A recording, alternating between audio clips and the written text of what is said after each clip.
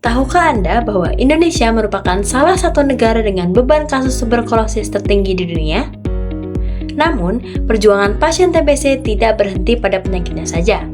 Penggunaan obat anti-tuberkulosis atau OAT jangka panjang seringkali menjadi pedang bermata dua. Di satu sisi, OAT sangat efektif membunuh bakteri. Namun di sisi lain, ia berisiko tinggi menyebabkan kerusakan hati atau hepatotoksisitas. Inilah mengapa eksplorasi bahan alam menjadi krusial. Maka dari itu, Assalamualaikum warahmatullahi wabarakatuh. Izin memperkenalkan diri, saya Nafia Dwi Rahmawati dengan NIM 24501911116. Di sini saya akan menjelaskan mengenai kajian biosintesis glikosida dan lipid pada rimpang temulawak atau Curcuma xanthorrhiza, sinergisme metabolit sebagai agen hepatoprotektor dalam meminimalisir efek samping obat antituberkulosis atau OAT. Nah, sebelumnya ini merupakan makalah atau kajian literatur yang diajukan untuk memenuhi tugas mata kuliah farmakognosi dasar yang sebenarnya hanya disuruh mengkaji mengenai glikosida dan lipid. Namun saya mengemasnya dalam bentuk satu tanaman saja namun kompleks, yang mana saya juga akan membawakan satu penyakit yang sangat-sangat bisa bermanfaat atau memanfaatkan tanaman yang memiliki glikosida dan lipid ini sebagai terapi komplementer, yaitu temulawak sebagai terapi komplementer pada penyakit TBC. Nah, adapun outline pembahasan kita pada hari ini ada 4 poin besar.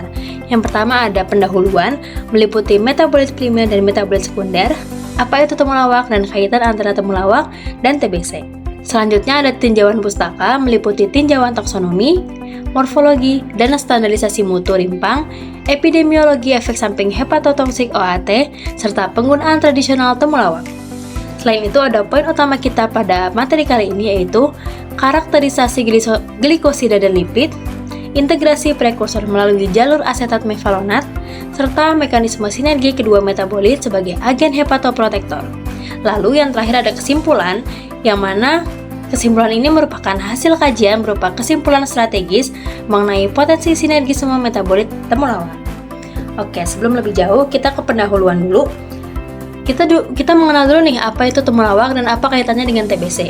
Nah, sebelumnya aku mau ngingetin nih bahwa pembahasan kita ini masih mencakup pada metabolit primer dan metabolit sekunder. Adapun metabolit primer merupakan senyawa esensial untuk fungsi dasar berupa pertumbuhan dan reproduksi. Contohnya ada karbohidrat, protein, dan lemak. Nah, untuk metabolit sekunder ada senyawa non-esensial untuk pertumbuhan yang berfungsi sebagai pertahanan diri dan adaptasi lingkungan. Nah, yang mana metabolit primer dan sekunder ini dua-duanya ada dalam temulawak. Nah, sekarang apa sih itu temulawak dan apa kaitannya dengan TBC? Temulawak atau Curcuma xanthorrhiza merupakan tumbuhan obat-obatan yang tergolong dalam suku temu-temuan. Tanaman ini berasal dari Pulau Jawa dan tersebar di Asia Tenggara seperti Malaysia, Thailand, Filipina, Tiongkok, India, Jepang, Korea, serta beberapa negara di Eropa. Yang mana seperti yang sudah saya sempat mention tadi bahwa temulawak ini mengandung kombinasi unik antara metabolit sekunder berupa glikosida atau kurkuminoid dan metabolit primer berupa fraksi lipid, yang mana fraksi lipid ini ada minyak atsiri yang di dalamnya mengandung xanthorizol, dan kedua metabolit ini berperan sebagai agen hepatoprotektor. Nah, pemanfaatan temulawak ini bukan sekedar mempertahankan tradisi, melainkan sebuah upaya ilmiah untuk melindungi integritas sel hati pasien TBC sehingga mereka dapat menyelesaikan regimen pengobatan hingga tuntas. Karena yang sama-sama kita tahu bahwa pasien TBC kan mau menjalani pengobatan selama 9 bulan. Yang mana 9 bulan itu mereka terus-terusan mengonsumsi obat-obatan kimia kan, dan itu bisa merusak hati. Nah, si temulawak ini akan hadir sebagai terapi komplementer untuk menutupi kerusakan-kerusakan hati yang diakibatkan oleh senyawa-senyawa kimia tersebut. Oke, selanjutnya kita mulai mengerucut nih, kita ke tinjauan pustaka.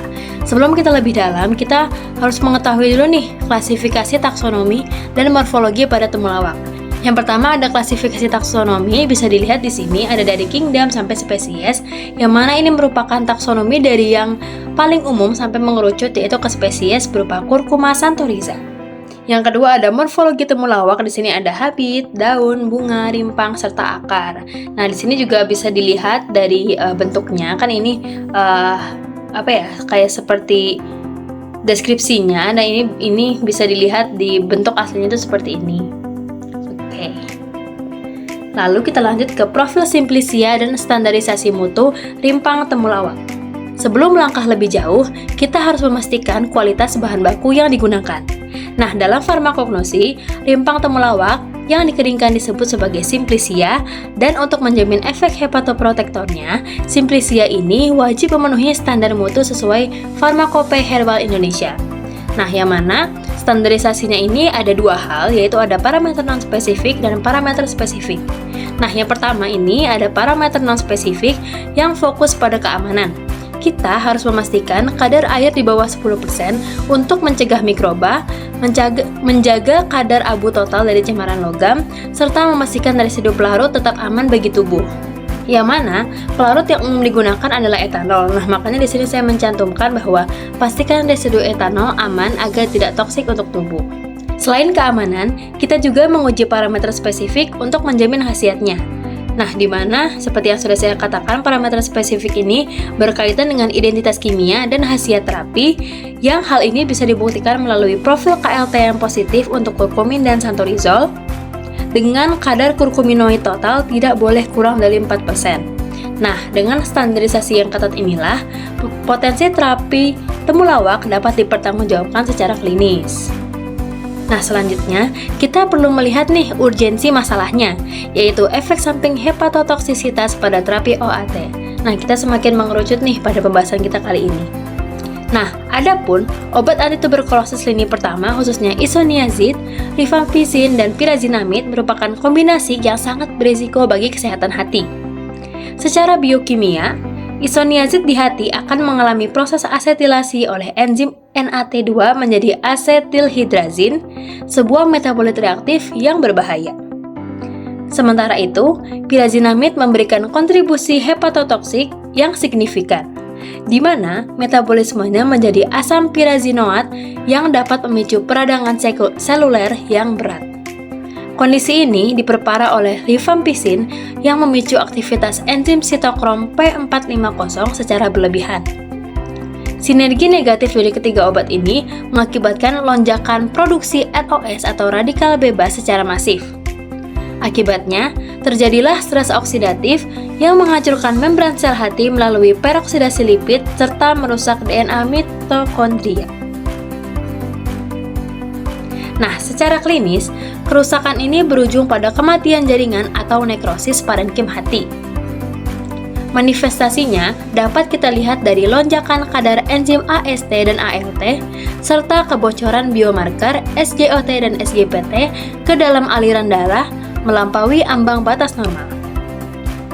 Inilah alasan mengapa intervensi hepatoprotektor dari temulawak menjadi sangat krusial dalam menjamin keberhasilan terapi TBC. Nah, selanjutnya kita akan menuju penggunaan tradisional temulawak dalam pemeliharaan fungsi hati.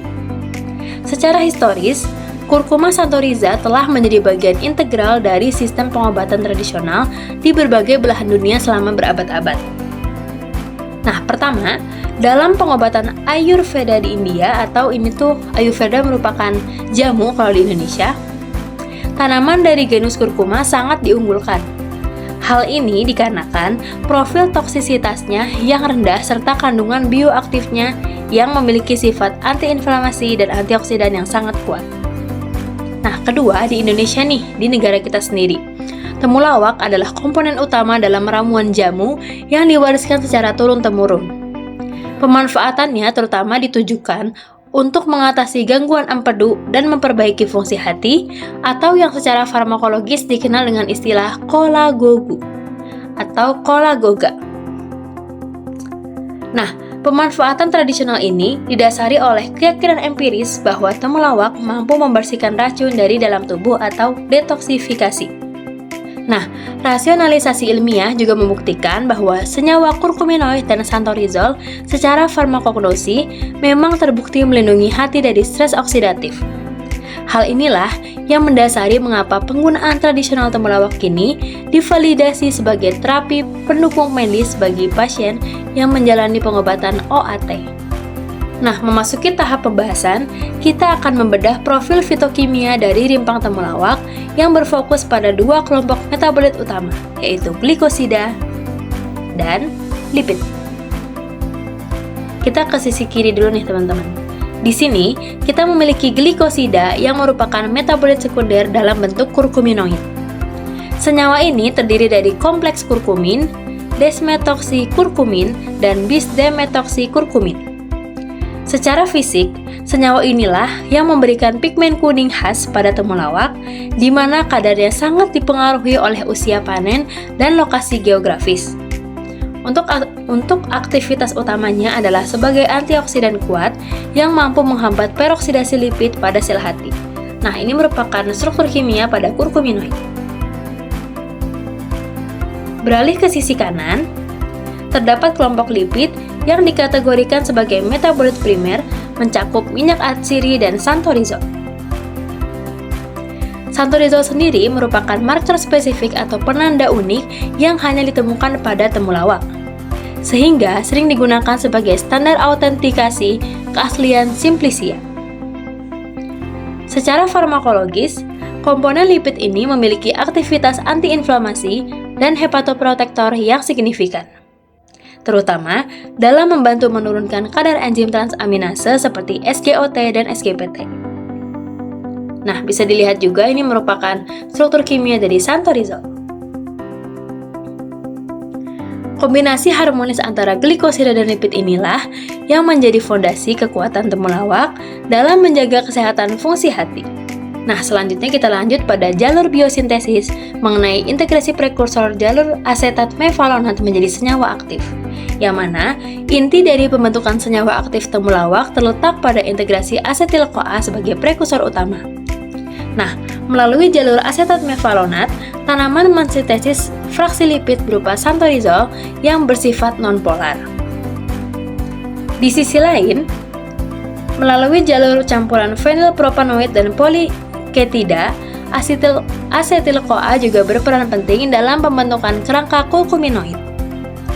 Sinergi biosintesis ini memastikan rimpang temulawak kaya akan kombinasi lipid dan glikosida yang bekerja optimal sebagai agen pelindung hati. Nah, untuk lebih jelasnya bisa dilihat dalam slide. Ini merupakan jalur biosintesis lipid, yang mana di jalur ini akan menghasilkan santorizol yang termasuk golongan lipid. Lalu ini ada jalur biosintesis glikosida yang akan menghasilkan glikosida yaitu kurkuminoid. Nah, kita lanjut ke sinergisme glikosida dan lipid sebagai agen hepatoprotektor. Efektivitas temulawak bukan berasal dari satu senyawa tunggal, melainkan hasil sinergi glikosida dan lipid melalui 3 mekanisme utama. Pertama, fraksi lipid secara signifikan meningkatkan absorpsi kurkuminoid sehingga zat aktif lebih optimal untuk mencapai organ hati. Kedua, efek kolagoga dan ekskresi metabolit toksik, yang mana sinergi ini memberikan efek kolagoga yang mempercepat ekskresi sisa obat TBC melalui empedu sehingga secara klinis mampu menurunkan kadar enzim AST, ALT, dan bilirubin pada pasien. Nah, yang terakhir merupakan mekanisme perlindungan seluler yang mana kurkuminoid dan santorizol ini lagi-lagi memiliki efektivitas yang sinergis untuk membantu dalam perlindungan seluler.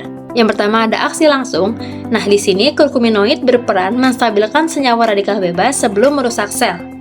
Lalu ada aksi tidak langsung berupa sitoprotektif, yang mana di sini lagi-lagi kurkuminoid mampu meningkatkan suatu pertahanan seluler melawan stres oksidatif. Lalu bagaimana dengan santorizol?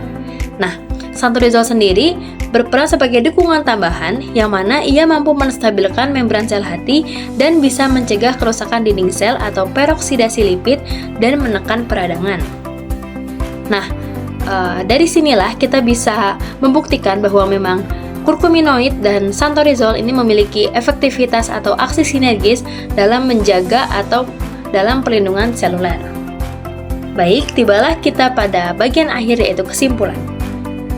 Berdasarkan hasil analisis dan pembahasan yang sudah kita bahas tadi, dapat disimpulkan bahwa kurkuma santoriza mengandung glikosida berupa kurkuminoid dan fraksi lipid berupa minyak atsiri yang mengandung santorizol yang terbentuk dari jalur asetat mevalonat.